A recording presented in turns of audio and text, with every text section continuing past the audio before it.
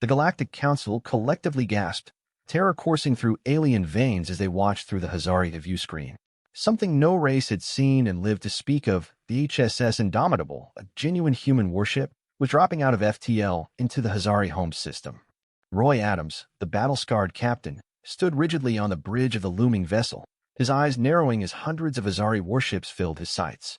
The Indomitable was alone, utterly surrounded by an alien fleet bristling with weapons. But Roy cracked a borderline sadistic grin, his hand hovering over the ship's weapon controls, eager to activate dormant tech not unleashed since the Terran-Hazari conflict a decade prior. Memories of that bloody war played out in Roy's mind. The unprovoked Hazari ambush on humanity's extrasolar colony, the millions of innocent human lives snuffed out, and Earth's retaliation that obliterated dozens of Hazari planets into radioactive hellscapes. 10 years of frigid peace hadn't dulled Roy's bloodlust one bit. This was his shot to settle the score and ensure human colonies were never preyed on again. Suddenly, the face of Missar, the Hazari Supreme Commander, crackled onto the Indomitable's view screen, his needle fangs flashing as he sneered. A single human ship alone. Missar growled, cruel amusement in his alien eyes. I knew if we butchered enough humans, one of you would come groveling for a truce. But just one vessel. Your arrogance is astounding. I'm not here to beg, Roy declared, his voice dripping with violent promise. I'm here to finish this permanently. Roy's fist slammed the weapon controls. The Indomitable thrummed with barely restrained destructive energy. Missar's face slackened as impossible readings flooded his senses. That's not possible, the Hazari stammered. A ship that size can't have enough power to wipe your homeworld off the star charts? Roy interjected with a vicious smirk. Surprise. Hundreds of Hazari ships unleashed a storm of energy beams and missiles at the Indomitable. The weapons streaked through space, a blistering torrent of firepower potent enough to reduce a small moon to a molten hellscape. But to Missar's utter disbelief, the Indomitable's shields flared to life and absorbed the onslaught without so much as a flicker. The barrage splashed harmlessly against the human warship's defenses like waves breaking on an indomitable cliff face. Roy let out a low chuckle as he watched the impotent Hazari assault bounce off his shields. He cracked his knuckles and flashed a predatory grin. My turn. Roy's fingers danced across the weapons console, inputting a rapid series of commands. The Indomitable's hull shimmered and split open, revealing rows upon rows of missile tubes. Roy locked onto the largest Hazari dreadnought and stabbed the fire button. A swarm of glowing red projectiles erupted from the Indomitable's hull, streaking towards the dreadnought like vengeful comets. The missiles slammed into the dreadnought's shields and detonated in a blinding flash. The explosion shockwaves shattered the Hazari ship's defenses like a sledgehammer through glass. The dreadnought was engulfed in secondary explosions as the missile's antimatter warheads ignited, setting off catastrophic chain reactions throughout the ship. Explosions blossomed along the dreadnought's hull, tearing it apart from the inside out until nothing remained but an expanding cloud of debris and ash. Roy didn't pause to savor his victory. His fingers were already keying in the next set of firing coordinates, locking onto another Hazari ship. One by one, he obliterated the Hazari fleet with cold, merciless precision. The Indomitable's missiles sliced through the alien shields as if they weren't even there, spitting on the laws of physics with every impossible impact. In a matter of minutes, the once proud Hazari armada was reduced to a drifting graveyard of wrecked ships and irradiated dust. Missar watched in slack-jawed horror as his mighty fleet was dismantled before his eyes, swatted from the stars like insects. He whirled to face his ashen-faced tactical officer, desperation taking hold. Evacuate the planet, Missar shouted, his voice raw and shaking. Get the civilians to the escape pods. We can't stop that thing. Roy watched his sensors light up as thousands of escape pods launched from the Hazari homeworld, tiny motes of light streaking towards the system's edge in a frantic bid to outrun the Indomitable's wrath.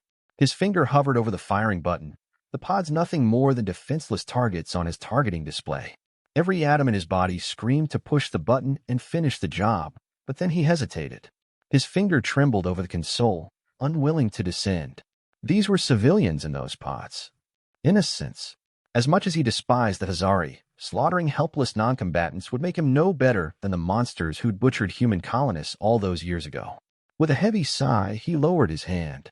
Roy's console screamed with alerts as the GCS Peacekeeper materialized from its cloaking field. His eyes widened as he took in the immensity of the Council ship. It was a floating fortress studded with enough guns to crack a planet in half. Roy had seen council ships before, but never one this massive. His comm panel crackled and flashed. Human vessel, this is the GCS Peacekeeper. Stand down immediately, or we will open fire. Roy slammed his fist on the armrest, rage boiling in his gut. The Galactic Council, the self-appointed protectors of the galaxy. Where were they when the Hazari butchered millions of human colonists, cowering behind their treaties and platitudes? That's where. He toggled the comm Peacekeeper. This is Captain Roy Adams of the HSS Indomitable. The Hazari have committed countless atrocities against my people. This is a matter of justice. Stay out of my way. Captain Adams, the Council has deemed your actions here to be a disproportionate response. Stand down now or face the consequences. Roy's fingers dug into the weapons console, his knuckles white. Disproportionate? The Hazari exterminated entire human colonies. They slaughtered civilians by the millions, and the Council did nothing. No, Peacekeeper, I will not stand down. If you want to stop me, you'll have to kill me. He cut the comm link with a vicious stab, targeting brackets locking onto the Peacekeeper's hull. The Indomitable's reactor hummed as power surged to the weapons banks. The two ships circled each other, a pair of titans poised for battle. The void between them crackled with tension, a hair trigger from igniting into all-out war. The Peacekeeper struck first, a searing lance of plasma erupting from its prow, slamming into the Indomitable shields.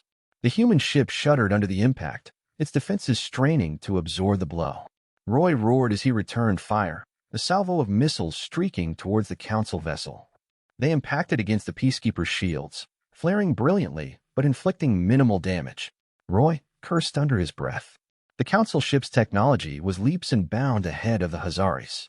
Its shield shrugged off the Indomitable's missiles like raindrops. This wasn't going to be a quick victory. The Peacekeeper's weapons lashed out again, battering the Indomitable's defenses with relentless fury. Roy's ship groaned under the onslaught, its hull creaking and buckling. But Roy wasn't about to back down, not now, not with justice so close at hand. He gritted his teeth and fired again, pouring every ounce of power into the Indomitable's guns. The battle raged on, the two ships trading blows like ancient gods of war. Explosions blossomed in the void, brief suns born and dying in an instant. The Indomitable shields flickered and strained, pushed to the brink of collapse. But still, Roy fought on. He would not yield, not to the Hazari, not to the Council. Humanity had suffered too much, lost too much to back down now. If this was to be his final stand, so be it. He would fight to his last breath. The Indomitable shuddered under the relentless onslaught, its shields flickering dangerously close to collapse. In the command chair, Roy gritted his teeth, his eyes locked on the tactical display. The Peacekeeper's weapons were simply too powerful, its shields too strong. At this rate, it was only a matter of time before the Indomitable was reduced to a drifting wreck. But Roy Adams didn't survive a decade of war with the Hazari by giving up. His fingers flew across the console, diverting power from non-essential systems to the weapons array. The Indomitable's most potent weapon, the Phas Cannon, was an experimental prototype developed in the waning days of the war. It had never been tested in actual combat, deemed too unstable, too dangerous. But desperate times called for desperate measures. All hands, brace for impact. Roy barked into the comm. We're about to light up the Peacekeeper like a Christmas tree. The Phas Cannon hummed to life, the ship's reactors straining to feed its voracious appetite for energy. Roy locked onto the Peacekeeper's hull, targeting the weakest point in its shields. He took a deep breath, his finger hovering over the firing button. This was it. Do or die. He pressed the button. The Phas Cannon roared, a beam of searing white-hot energy lancing out from the Indomitable's prow. It struck the Peacekeeper's shields, punching through like a bullet through paper. The beam sliced into the Peacekeeper's hull, molten metal and debris erupting in its wake. The Council ship shuddered, its weapons fire faltering as it reeled from the unexpected blow. Roy didn't let up. He fired again and again, each shot finding its mark. The Peacekeeper's shields flickered and failed, its hull rending and buckling under the onslaught. We're breaking through, Roy shouted, a savage grin spreading across his face. Keep it up, but the Peacekeeper was not beaten yet. With a final desperate surge of power, it unleashed a barrage of plasma lances at the Indomitable. The human ship's shields, already weakened, crumpled under the assault. Explosions ripped through the hull, sparks and debris flying. Alarms blared, the bridge shrouded in smoke. Captain, we're taking heavy damage. I know, Roy shouted back, his hands flying over the console. Divert all power to the Phas Cannon. One last shot. The Phas Cannon hummed to life again.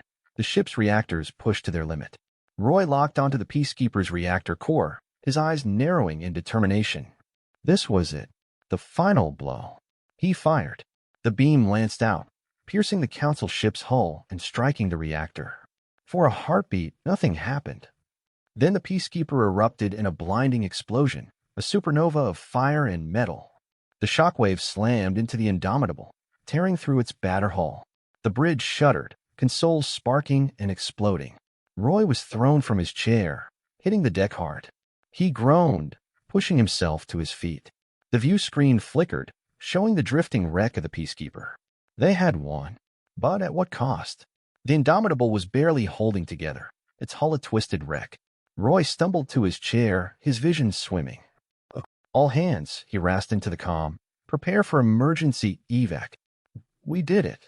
As the crew scrambled to the escape pods, Roy slumped in his chair, staring at the drifting wreckage. They had won.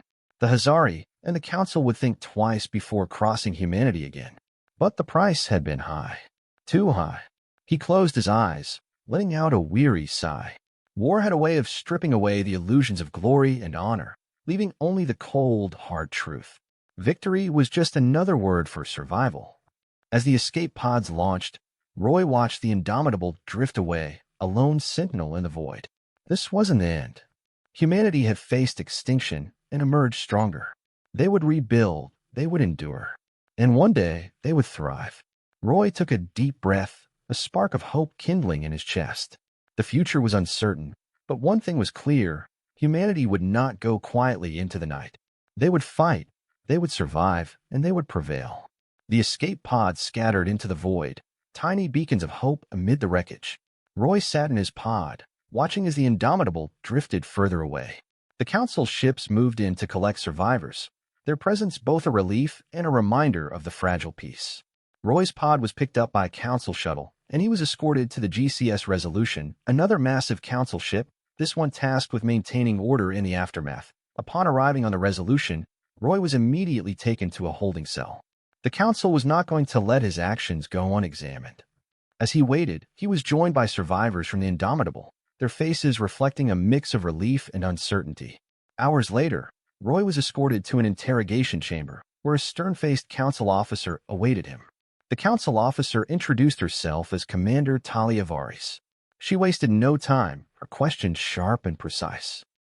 Captain Adams, your actions today resulted in the destruction of a significant portion of the Hazari fleet and a Council vessel.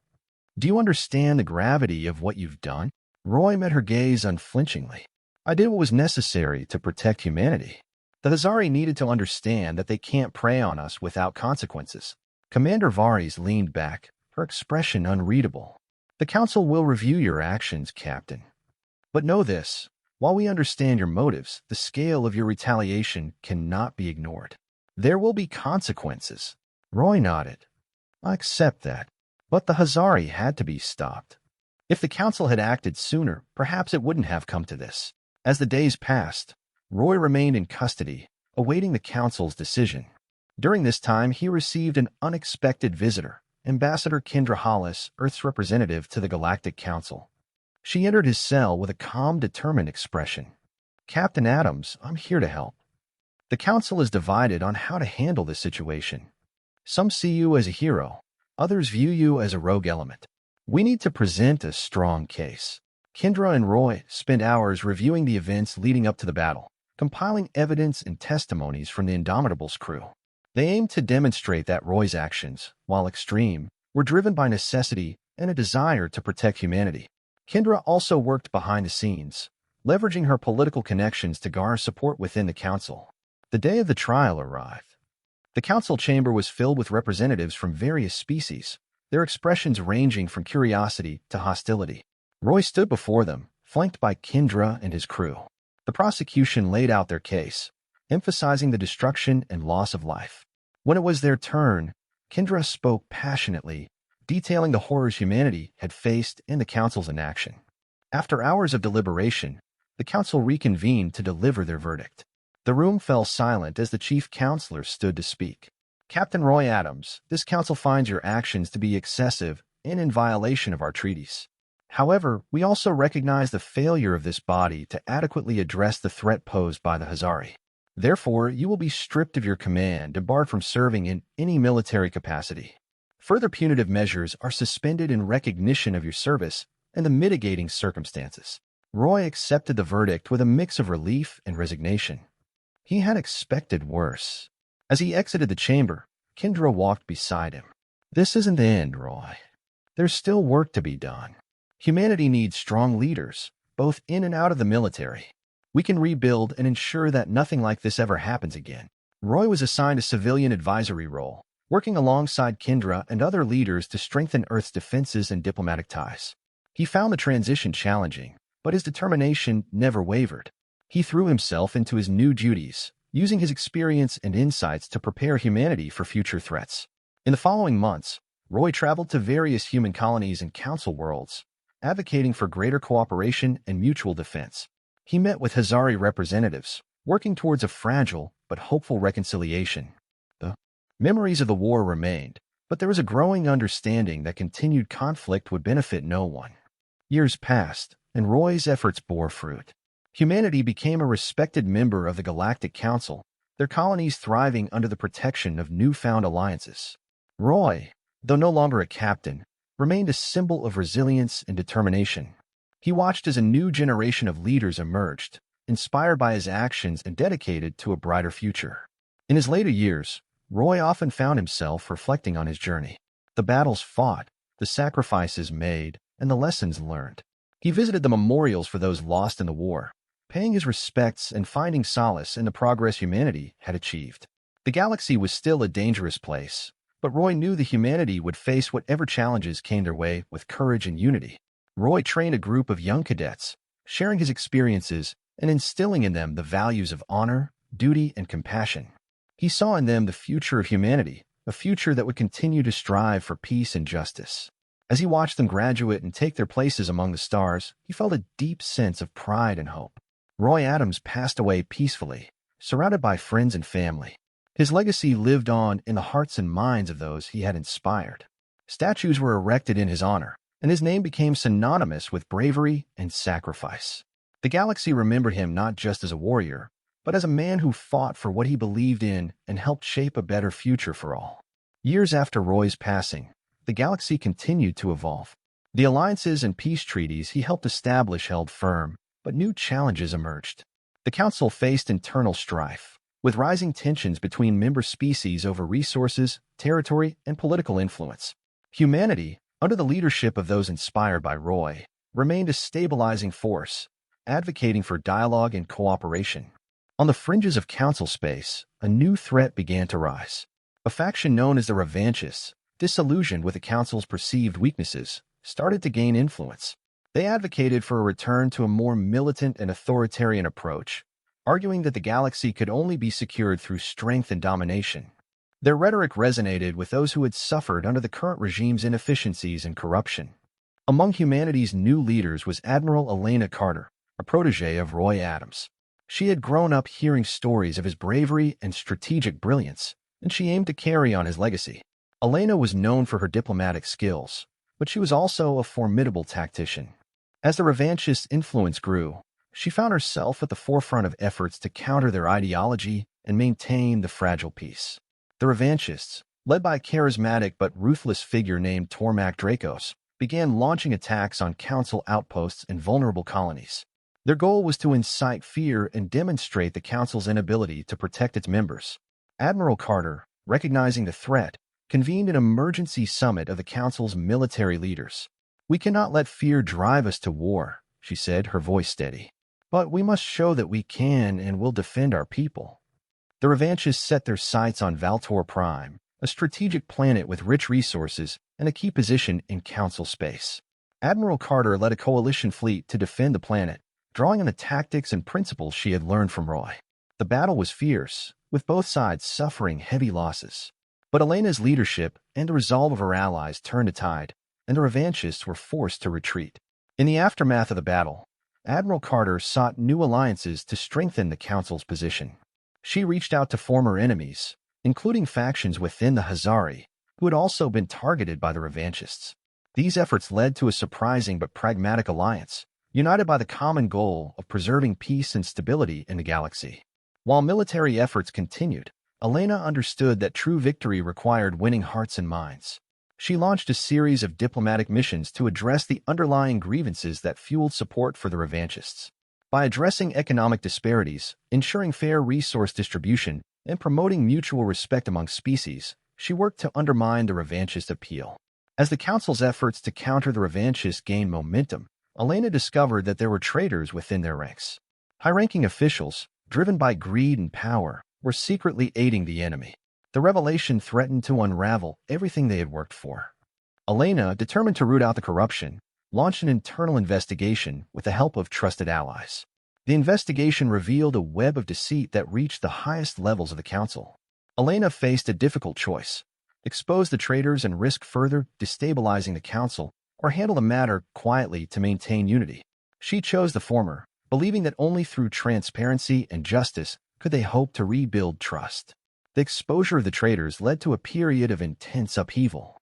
Several Council members were arrested, and new elections were called to fill their positions. Elena's integrity and decisive action earned her widespread respect, both within and outside the Council. The galaxy watched as she navigated this crisis with the same resolve and wisdom that had defined her mentor. With the traitors removed and the revanchists weakened, the Council entered a period of cautious optimism. Efforts to rebuild trust and strengthen alliances continued, with Elena playing a central role. She knew that the peace they had achieved was fragile, and that vigilance was necessary to maintain it. The revanchists, though diminished, still posed a threat, and new challenges would undoubtedly arise.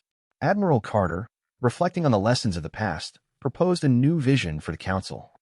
She advocated for a more inclusive and transparent governance structure, one that would address the needs and concerns of all member species more effectively. Her proposals included the creation of a galactic senate, where each species would have a voice, and the establishment of a Council peacekeeping force dedicated to maintaining order and protecting the vulnerable. The proposal for a galactic senate faced resistance from those who feared losing power or influence. But Elena's persistent efforts and the support of key allies gradually won over the majority. The Galactic Senate was established, marking a new era of cooperation and shared governance. It was a complex and ambitious endeavor, but it held the promise of a more just and united galaxy. As the Galactic Senate began its work, Admiral Elena Carter continued to lead with the principles she had learned from Roy Adams. She trained new leaders, fostering a culture of honor, duty, and compassion. The galaxy, though still fraught with challenges, moved toward a future shaped by the values of those who had fought for peace and justice. Despite the progress made, a new threat loomed on the horizon. Deep in uncharted space, a mysterious and powerful entity known as the Nexus began to stir. Ancient and enigmatic, the Nexus had the potential to disrupt the entire galaxy. Reports of strange phenomena and disappearing ships reached the Council, prompting Admiral Carter to investigate. Elena led an expedition into uncharted space, seeking to uncover the truth about the Nexus. The journey was perilous, with unknown dangers and the constant risk of ambush. As they ventured deeper, they discovered evidence of an ancient civilization that had once thrived but had mysteriously vanished. The clues pointed to the Nexus as the cause. After months of searching, Elena and her team located the Nexus, a massive structure unlike anything they had ever seen. It pulsed with energy, and its mere presence seemed to warp reality. As they approached, they encountered strange anomalies and hostile forces.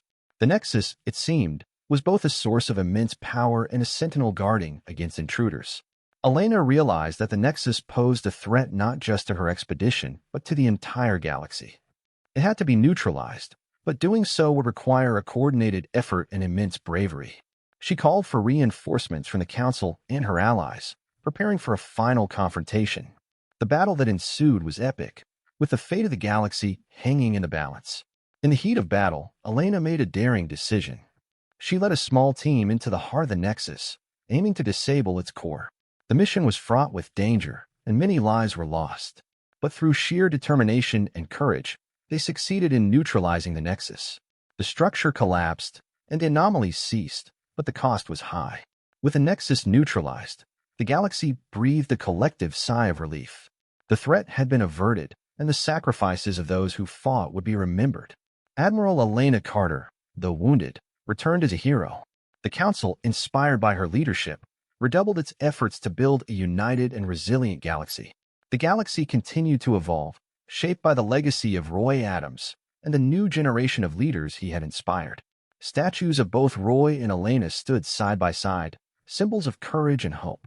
The Galactic Senate flourished, and the dream of a united galaxy, though still a work in progress, seemed more attainable than ever. Roy's story, intertwined with that of Elena and countless others, became a testament to the enduring power of resilience, honor, and the unyielding pursuit of peace and justice. With the threat of the Nexus behind them, the galaxy experienced a brief period of stability. However, Admiral Elena Carter sensed that the echoes of the past still lingered. The mysteries of the ancient civilization that created the Nexus intrigued her. She believed that understanding their fate could prevent future threats. With the Council's approval, she embarked on a mission to explore ancient ruins and gather knowledge about the lost civilization. Elena's journey led her to the remote planet of Zendoris, home to vast underground archives of the ancient civilization. The archives were protected by sophisticated defenses, but Elena's team, with their combined expertise, managed to breach them. Inside, they discovered records detailing the rise and fall of the civilization.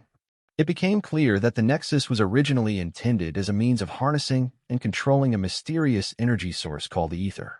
The records revealed that the civilization's downfall was due to their attempts to wield the ether's immense power. The energy had corrupted their leaders, leading to internal strife and eventually the collapse of their society. The Nexus was their final attempt to contain the ether, but it had ultimately become a trap. Elena realized that the ether still existed and posed a latent threat to the galaxy. Unbeknownst to Elena, her actions in the Nexus had disturbed the ether, awakening its dormant power. Strange phenomena began to occur across the galaxy, similar to those witnessed around the Nexus. Realizing the connection, Elena returned to the Council, warning them of the imminent danger. The Council, now more unified, agreed to form a task force to contain and study the ether. The task force, composed of scientists, engineers, and military personnel, worked tirelessly to understand the ether. They discovered that it was a sentient energy, capable of influencing minds and altering reality. Containing it required not just technology, but also a deep understanding of its nature. Elena enlisted the help of renowned scientists and mystics from various species to decipher the ancient texts and devise a plan. The task force uncovered references to the Ether Guardians, an ancient order dedicated to safeguarding the galaxy from the ether's influence. The Guardians had developed techniques to shield their minds and manipulate the ether's power without succumbing to its corruption. Elena sought out descendants of the Guardians, hoping they could provide the knowledge and skills needed to combat the ether. Finding the descendants of the Ether Guardians was no easy task. Elena and her team traveled to distant worlds, following obscure clues and legends. They encountered trials and challenges designed to test their worthiness. The trials were grueling, but Elena's determination and the unity of her team saw them through. They finally found the Guardians' descendants, who agreed to train them in the ancient arts. Under the guidance of the Ether Guardians, Elena and her team learned to control and counteract the ether's influence. The training was intense, requiring both mental discipline and physical endurance. They learned to create ether shields, disrupt its energy fields, and even harness its power in a controlled manner. The Guardians emphasized the importance of balance and warned against the lure of power. As the ether's influence spread, the galaxy faced increasing chaos. Unpredictable energy surges disrupted communications, and rogue factions sought to exploit the ether for their own gain. The Council's task force, now trained in the Guardians' techniques, prepared for a final confrontation. They aimed to neutralize the ether's central nexus, the source of its power. The task force launched a coordinated assault on the ether's central nexus, located in a hidden dimension accessed through a series of ancient portals. The battle was unlike any they had faced before, with reality itself warping around them. Elena led the charge, using her newfound abilities to shield her team and counter the ether's attacks. The fight was intense, with both sides pushing their limits. Reaching the heart of the Nexus, Elena confronted the ether's core, a swirling vortex of energy. She realized that to neutralize it, she would need to merge her consciousness with the ether, using the Guardian's techniques to contain its power. It was a dangerous and potentially fatal task, but Elena was prepared to make the ultimate sacrifice to save the galaxy. Elena entered the vortex, her mind and body pushed to the brink as she battled the ether's influence. Her team, using their ether shields, provided support from the perimeter, disrupting the energy fields and preventing the ether from overwhelming her. In a final act of willpower, Elena succeeded in containing the ether, causing the vortex to collapse. She emerged, exhausted but victorious, having saved the galaxy from a catastrophic threat. With the ether neutralized, the galaxy began to recover. The strange phenomena ceased, and stability gradually returned. The Council recognized the sacrifices made by Elena and her team, honoring them with the highest accolades. The knowledge gained from the ancient civilization and the Guardians was preserved, ensuring that future generations would be better prepared for similar threats. Elena, though scarred by her experiences, continued to serve as a leader and mentor. She advocated for the continued exploration of the galaxy and the study of ancient knowledge. The Council, inspired by her vision, established new research initiatives and exploration missions. Humanity, along with its allies, embarked on a new era of discovery and cooperation. The story of Roy Adams, Elena Carter, and the countless heroes who had fought for peace and justice became a legend, inspiring future generations. Statues and monuments were erected in their honor, and their deeds were taught in schools across the galaxy. The legacy of resilience, unity, and courage they left behind became a guiding light for all. As the galaxy moved forward, a new generation of leaders emerged, inspired by the stories of the past. Among them was a young diplomat named Anya Sorrel, who carried the spirit of Roy and Elena in her heart. Anya dedicated herself to fostering understanding and cooperation among the diverse species of the galaxy, continuing the work of her predecessors. The descendants of the Ether Guardians, now integrated into the Council, remained vigilant. They established the Order of the Watchful, a group dedicated to monitoring and protecting the galaxy from hidden threats. The Order worked in secrecy, ensuring that the knowledge and techniques of the Guardians were passed down and adapted to new challenges. The Galactic Senate, now a well-established institution, worked tirelessly to address the needs and concerns of all member species. The principles of justice, equality, and mutual respect guided their decisions. While disagreements and conflicts still arose, they were resolved through dialogue and cooperation, ensuring a lasting peace. The galaxy, vast and ever-changing, continued to present new mysteries and challenges. But the spirit of unity and resilience, forged through countless trials, endured. As new stars were discovered and new alliances formed, the people of the galaxy looked to the future with hope and determination, knowing that they were stronger together. As the sun rose over the capital of the Galactic Senate, casting its light on the statues of Roy Adams and Elena Carter, a new chapter in the galaxy's history began. The journey was far from over, but with each step forward, the legacy of those who had come before guided the way. The galaxy, united and resilient, faced the future with hope and courage, ready to embrace whatever lay ahead. Years had passed since the galaxy faced the threat of the ether. Peace and prosperity flourished under the watchful eyes of the Galactic Senate and the Order of the Watchful. Elena Carter, now a revered elder stateswoman, spent her days mentoring young leaders and sharing the wisdom she had gained through her adventures. One evening, as Elena stood on a balcony overlooking the vibrant cityscape of the Galactic Senate's capital, she was joined by Anya Sorrel. The young diplomat had become a prominent figure, known for her tireless efforts in fostering unity across the galaxy. They stood in comfortable silence, gazing at the stars. Anya began, breaking the silence. Do you ever wonder what else is out there? Beyond our galaxy, beyond what we know. Elena smiled, her eyes reflecting the distant stars. Always. The universe is vast, Anya, and our understanding of it is but a tiny fragment. There are endless possibilities, countless mysteries waiting to be uncovered. Anya nodded thoughtfully. I've been considering a new initiative, a project to explore the farthest reaches of our galaxy and beyond. To seek out new life, new civilizations, and perhaps find answers to questions we haven't even thought to ask. Elena's smile widened. That sounds like a worthy endeavor, Anya. The spirit of exploration and discovery is what has always driven us forward, and it will continue to do so. Inspired by their conversation, Anya proposed her initiative to the Galactic Senate. It was met with overwhelming support, and soon preparations for a grand expedition were underway.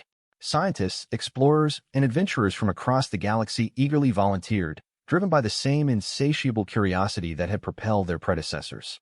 On the day of the launch, the capital buzzed with excitement. The expedition's flagship, the Starfinder, stood ready to embark on its journey. Elena, Anya, and countless others gathered to witness the historic event. Anya, chosen to lead the expedition, addressed the crowd. "We stand on the brink of a new era of discovery," she declared. "We venture into the unknown not just to seek knowledge, but to understand our place in the cosmos. Let this journey be a testament to our enduring spirit of exploration and our commitment to unity and peace." As the Starfinder ascended into the sky, the crowd erupted in cheers, their hearts filled with hope and anticipation. Elena watched with a sense of fulfillment and pride. She knew that the legacy she and her comrades had built would continue to inspire and guide future generations. Back on the balcony that evening, Elena reflected on her journey and the countless adventures that had shaped her life. She felt a deep connection to the stars and a profound sense of peace. The galaxy, vast and infinite, remained full of secrets and wonders. The Starfinder's mission was just the beginning of a new chapter in the never-ending story of exploration and discovery. As the ship sailed into the unknown, it carried with it the hopes and dreams of countless beings, united in their quest to understand the universe and their place within it. Elena Carter, now at peace with her past and excited for the future, knew that the journey was far from over. There would always be new horizons to explore, new challenges to face, and new stories to write.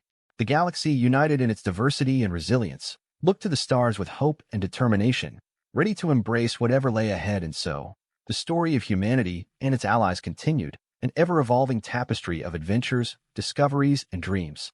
The future, unwritten and boundless, awaited the next generation of explorers and dreamers, beckoning them to reach for the stars and beyond.